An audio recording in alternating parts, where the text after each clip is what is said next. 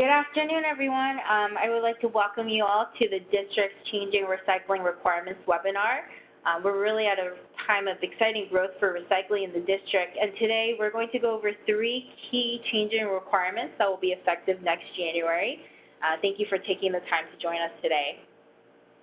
So here's our agenda for today's webinar. We'll do some quick round of welcomes and introductions.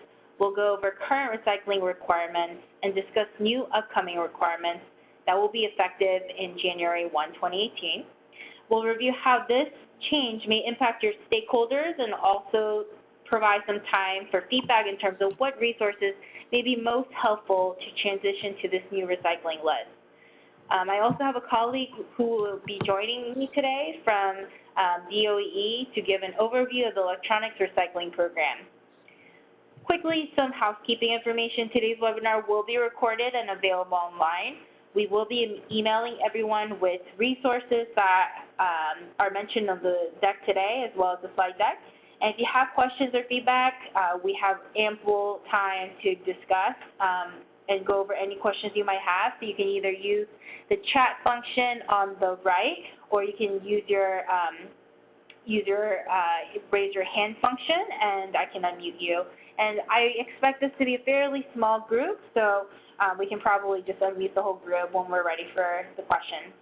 And if you have additional questions, we'll also share our contact information at the end, so you can also email us if you have those questions. So with that, I'll go ahead and introduce.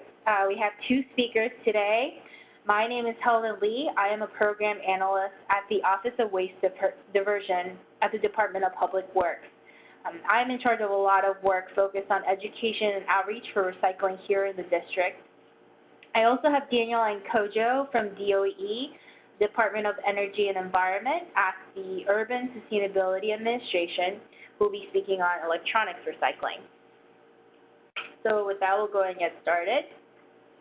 So first, I wanted to go over current commercial recycling requirements that already applies in the district. There are three basics where, first, as a business, your responsibility is to supply accessible recycling containers so that any individuals at your establishments, such as customers, staff, tenants, can separate and recycle their waste. Current recycling rules state that you should also communicate information annually, including how and what to recycle, as well as post signs at containers showing what to place in the recycling bins.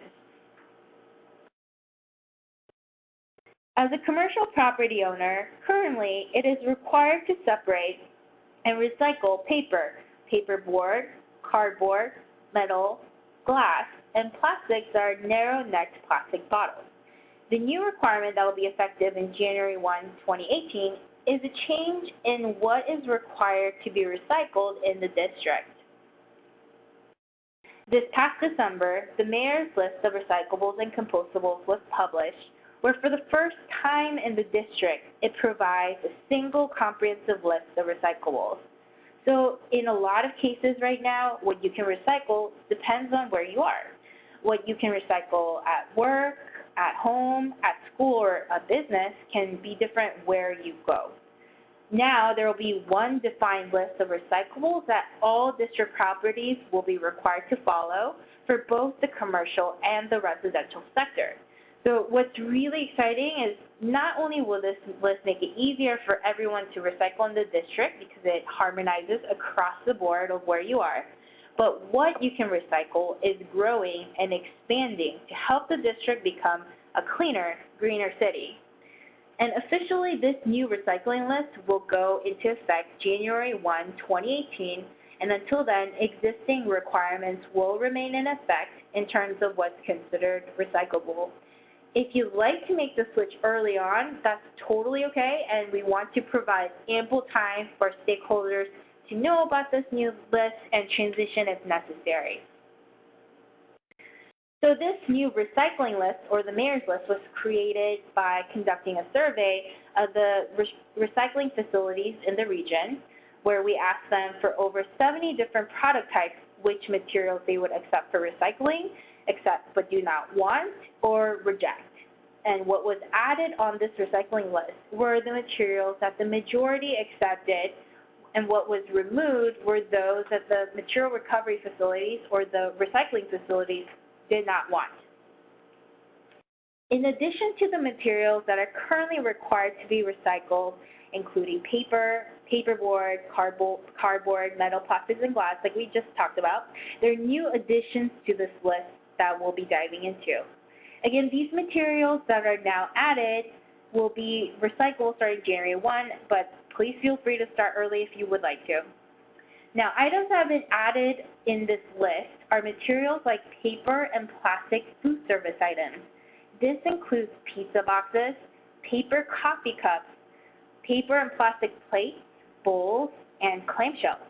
These materials should be clean and empty of any food or liquid. And I know this is a very commonly asked question, but if pizza boxes, for example, have some grease or little blots of oil in them, that's totally okay and won't hurt the recycling process. However, if it's drenched in sauce and cheese or it still has a pizza in the pizza box, we ask that, again, it's empty. And if it's heavily soiled, to go into the trash or compost bin if you have a compost system. Now, at this time, composting is not mandatory, but if businesses would like to volunteer and voluntarily participate in composting, that's totally okay. And we encourage that. Now, other materials that are now recyclable for the commercial sector that were already recyclable for residential curbside recycling are rigid bulky plastics like milk crates, large plastic tubs and containers like if you're having coffee grinds or any deli products, milk, juice, and soup cartons, books, so paper books, telephone books, hardback books, magazines, wrapping paper, and finally aluminum foil and aluminum pie pans. All of these materials should be clean and empty, but these are all materials that can be recycled in the district. Now, what is now removed from what is considered to be recyclable is plastic bags, film, and wraps. For single-stream curbside, we're asking residents to put their recyclables in paper bags, but loose collection is the most preferred. These bags and wraps can often be recycled at grocery stores and retailers in the district, some to mention Target, Safeway, Harris Teeter, etc. Now, for commercial properties, we are allowing larger bags for commercial operational purposes. However, please keep in mind that a lot of the recycling facilities in the region often reject the whole bag of recyclables because the bags create an operational and safety hazard. You can see on the bottom right picture, the bags jam with the equipment. And so we really want to avoid bags of bags, and again, larger liners are accepted to move material to your dumpsters or compactors outside for commercial operation purposes. How will this new recycling list impact stakeholders? Well, it may require you to communicate with your tenants or your staff on the new recycling requirements. You may also need to provide new signage or training of your staff on these new recycling materials. And finally, you might also want to check with your haulers to ensure compliance on your recycling contract. I will say that DPW has done outreach and education to the solid waste collectors in the district. We have done a webinar for them, and they'll have also sent notification about this new recycling list back in December of 2016. So resources that are currently available now are on our website on dpw.dc.gov/recycling-compost-list. Again, we'll be sharing these slides with everyone by email so that you can have this information. We will soon be updating the website with YouTube links of past recorded webinars, including this one. So if you joined us a little bit late, don't panic. We have the information for you. The website also has a downloadable fact sheet where it explains the recycling requirements for the commercial properties, as well as on the back showing what types of material should go into the recycling bin. This is a free resource. Please feel free to print this and share with your staff or other businesses and stakeholders. We also have some frequently asked questions on this website, and if anyone else wants to get really into the technical side of this, we have shared some resources developed by the Food Service Packaging Institute in regards to case studies of other jurisdictions recycling food service packaging and studies on food residue. We also have been getting some feedback on whether some of the food service packaging that we're now adding onto our recycling list can really truly be recycled. And to address that, tomorrow we're hosting a technical webinar with guest speakers from some paper mills and the Food Service Packaging Institute, and it's titled, How Do They Recycle That? The Truth About Pizza Boxes, Coffee Cups, and More. So that's a really exciting webinar we put together, and I hope that you can join us if you can. All right, so another resource that we have available to district businesses is our new compactor grant program. This is a total of $1 million grant where eligible district business owners may use the grant to purchase or lease a compactor to collect and compact bulk trash and other waste such as recyclables. Businesses will be able to receive up to $13,500 for the purchase of an eligible compactor or up to $9,000 for the lease of an eligible compactor. The equipment must be installed at a business located in the district. The applications are now open and will be accepted on a rolling basis with the submission deadline as September 8, 2017. So if any businesses are interested in reducing the frequency of hauling, potentially reducing hauling costs, as well as containing ways to prevent pests such as rodents, this is a really great opportunity. So please visit dslbd.dc.gov/compactor to access this resource. So another exciting resource that is geared more towards the residential sector, but please feel free to share this if anyone is interested, is our newly established food waste drop-off program. While this program is more about composting than recycling, this new service, this new program is totally free that allows district residents to drop off food scraps to be composted right here in the district. The service is available in all 8 wards. They're located at designated farmers markets. So please feel free to share that if anyone's interested. Now, before we move on to other recycling requirements, I did want to take some time to answer any questions. We also want to solicit some feedback in terms of what materials you think would be most valuable to transition to this new recycling list. Before I open the phone lines, I will say that we're currently in development of resources such as dumpster decals, magnets, a sign maker so that you can print out recycling or compost or trash signs, and you can put that on your bin or the wall. We're also updating a commercial recycling guide and hopefully trying to create a commercial property capacity calculator so you know what the volume you need to, how much in terms of the dumpster capacity you need outside to capture recycling or trash. So these are the tools and resources we're currently working on, but I did want to get feedback and answer questions from the stakeholder group in terms of what you guys think will be the most helpful. So I'm going to unmute everyone. If anyone has any questions, please feel free to either use the phone or the chat function. Any questions? Don't feel shy. All right, well, we have more time for questions at the end, so I can definitely open that line up.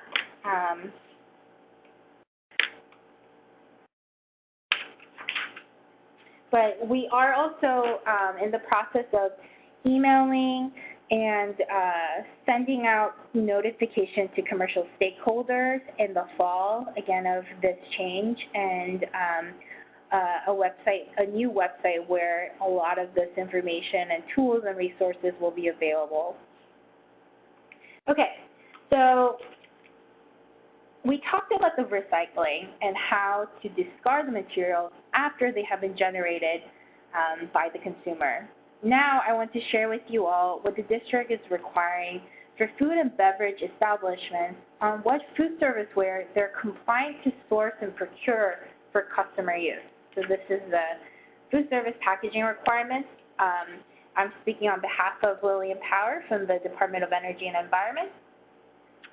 So there are now relatively new requirements issued from DOE for the type of disposable food serviceware businesses or organizations that sell or serve food and beverage in the district can use for consumers. In this case, if you have a cafeteria, a restaurant, cafe, or if you're serving food or beverages of any kind to customers, then these new requirements apply to you. So as you may be aware, a ban on styrofoam or expanded polystyrene food serviceware went into effect in 2016. In addition to that foam ban, starting in January of this year, disposable food serviceware must also be recyclable or compostable. What is defined recyclable and compostable is according to the MERS list, which we kind of just described in the webinar. But I do want to mention that while the 2017 requirements are currently in effect, DOEE is focusing on outreach and education for this first year in order to make sure that the regulated community is aware of these new requirements. So active enforcement of the law that starts January 1, 2017 will begin January 2018. So going into more details of this food service packaging requirement, the following is a list of materials pulled directly from this recycling list or the MERS list that are considered compliant under the new food service packaging requirements. So any disposable food service products need a rigid plastic, paper with a plastic wax coating or plastic wax coating, and anything certified as compostable by BPI are all considered compliant with the requirements. Now, there are certain items that we consider compliant, so you can use this for customers with the food service packaging, but it shouldn't go into the recycling stream. So these materials, food establishments, again, can definitely use, sell, serve, however, should not go into the traditional recycling stream. So items made of recyclable materials like rigid plastics, but are smaller than 2 by 2 inches in any two dimensions are okay to distribute to consumers, but once they have been used, they should not be put into the recycling bin. This is because oftentimes materials that are too small will fall through the sorting process at the recycling facilities and captures as residue. So again, totally okay to use this for consumer use, and you can share this, but we would like for this to go to either the trash stream, or if you have compostable utensils, you can put that in the compost bin. So in the traditional single stream environment, should not be captured there. So items that DOE will be targeting for enforcement beginning 2018 are primarily products made of mixed materials, so plastic and paper, foil and paper, etc. So paper bread bags, for example, or cookie bags with a plastic window are banned, and hot dog wraps are foil and paper are also banned. These items are not recyclable. As a reminder, there are a few exemptions to these requirements. Anything packaged outside the district is exempt, as well as materials used to package uncooked and raw meat, fish, poultry, or seafood. And also, for any food service products that are purchased for home use is not applicable here. So with that, I'm going to transition to Danielle, who will share information regarding electronics. Good afternoon. My name is Danielle Nkojo. I'm a program analyst with the Urban Sustainability Administration with DC's Department of Energy and Environment. Today I'm going to share some information with you about the upcoming disposal ban on electronic equipment, and also talk to you a little bit about our eCycle DC program. In 2014, the District Council passed the Sustainable Solid Waste Management Amendment Act, which included two provisions for extended producer responsibility laws. One was related to electronics. Manufacturers that sell electronics in the district are responsible for collecting a weight in proportion to the volume of their sales each year, in the previous year. That program went into effect last fall, and now we're moving toward a ban of electronic items in your trash. Beginning January 1st, 2018, no person in the district shall knowingly dispose of covered electronic equipment in the trash. Covered electronic equipment includes items such as computers, computer peripherals, televisions, and television peripherals.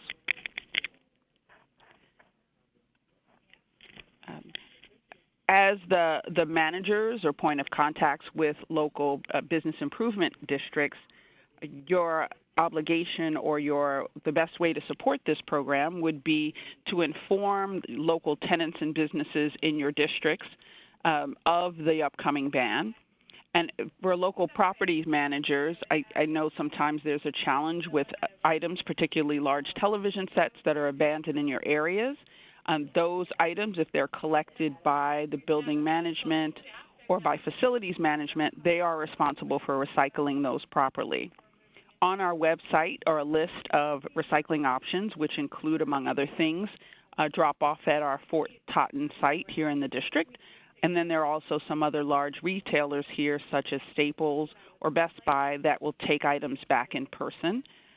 The manufacturer is also required to make mail-in returns available to district residents as well, and we have a full list of those on our website. Are there any questions about either the eCycle DC program or the upcoming electronics disposal ban? And I will unmute everyone at this point. Again, you can use the chat function or the phone to ask any questions related to e-cycling.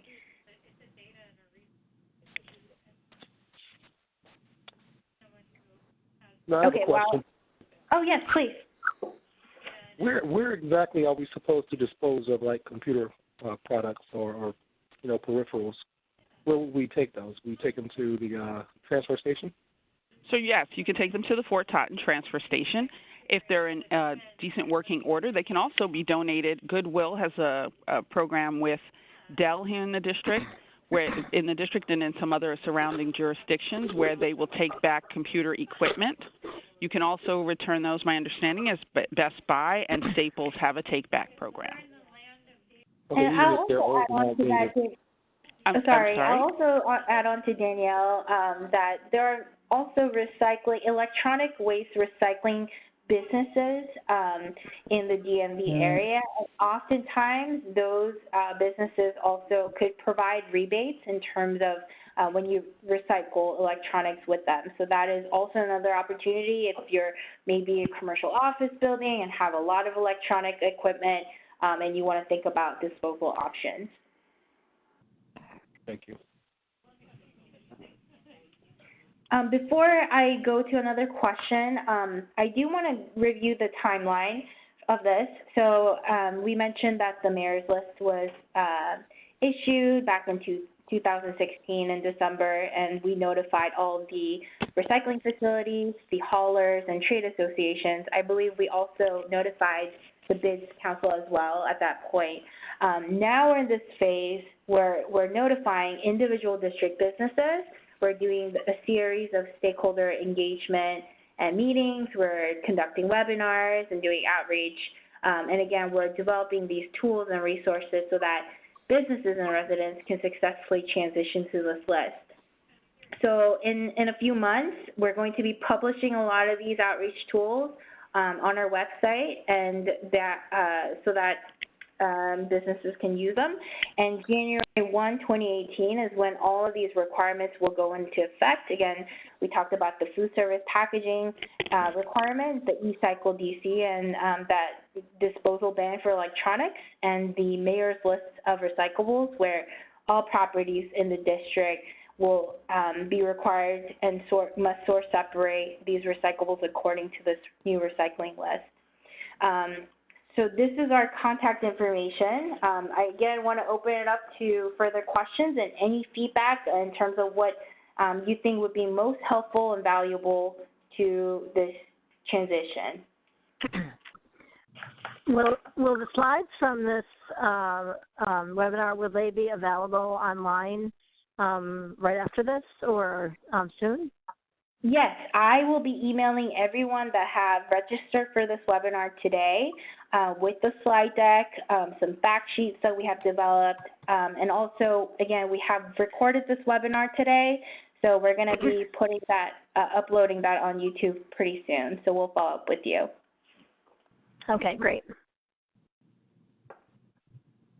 Okay, any other questions?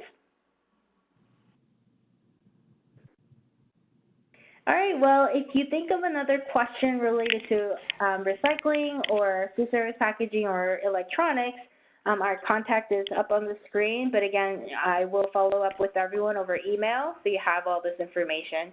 That concludes our webinar. Thank you, Danielle, for joining me for speaking today, and thank you all who have participated. Hope you have a great week.